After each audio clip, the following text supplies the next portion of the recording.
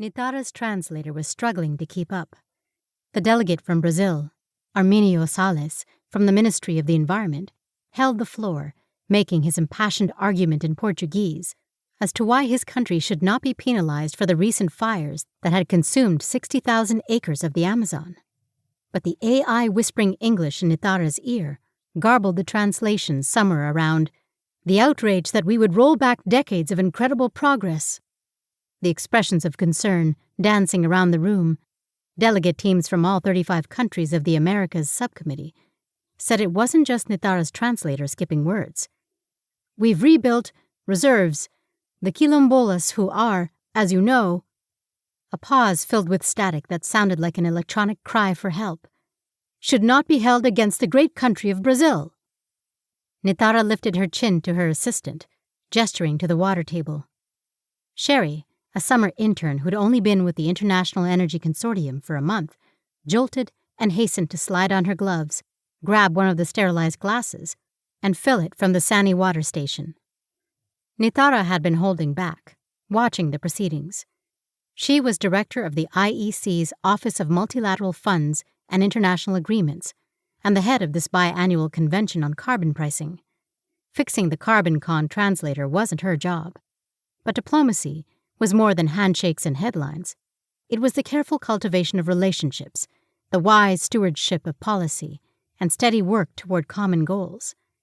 Nitara had spent her entire career bringing experienced professionals together to manage points of conflict between the great powers of the world. And right now, this translator was generating an unnecessary point of conflict. Sherry wavered, slopping water out of the glass and looking to her for direction. Nitara tilted her head toward Mr. Salles, whose rant was increasingly translator mangled. Her intern rushed around the perimeter of the large circular table. Normally, Nitara would allow Salles to go on, letting him reveal why he was putting on such a show. But something was off. Brazil shouldn't be bringing up the fires at all. The Americas subcommittee of CarbonCon was not the place for it. Yes, the IEC was investigating the cause, but that was a separate division. CarbonCon was a perfunctory diplomatic dance on the IEC stage. Countries not meeting their emissions reduction targets argued for reducing the carbon tax. Those ahead in the race to net zero argued for increasing it. Some moderate change that satisfied no one was eventually reached.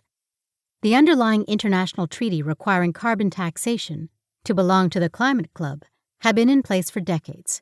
Incentives for green energy were great, but every country had their own challenges, and the carbon tax was necessary to even things out. Both carrots and sticks had to be used in the race to net zero. The world was suffering too much to do otherwise. Nitara could understand why Salles would be stressed about the investigation. The CO2 release not only blasted through Brazil's annual emissions targets, but the Amazon was precariously close to a tipping point that would spiral the ecosystem down into a woodland savanna, not only wrecking the rainforest as a carbon sink, but affecting the global water cycle. It was the worst kind of feedback loop and could get Brazil kicked out of the Climate Club, which would mean crippling across-the-board tariffs enforced by the D10, the 10 democratic nations who were the enforcement arm of the club, officially known as the Alliance for Action on Climate Change. That was the threat that hovered over Salles. More likely, penalties would be assessed, something proportional to the carbon cost of non-compliance, and maybe a probationary period. The IEC would investigate and make recommendations, but penalties and tariffs were political decisions, out of her hands or anyone else's at the IEC. So why was Salles sputtering on about the fires so intensely that he was befuddling the translator? He seemed startled by Sherry appearing at his side, proffering the glass of water. Her intern shrank back a little. Steady on, Nitara thought commanded a message to her. She straightened and held out the glass. Having enhanced neural connections in Nitara's chip came in handy about 1,000 times a day during CarbonCon. Salles took the glass, muttered, "Obrigado," then mercifully paused to take a long drink. Whatever else was at play in the Brazilian delegation, Nitara also knew Salles had an ailing mother back home, struck down by the new hantavirus variant the World Science Organization had just identified.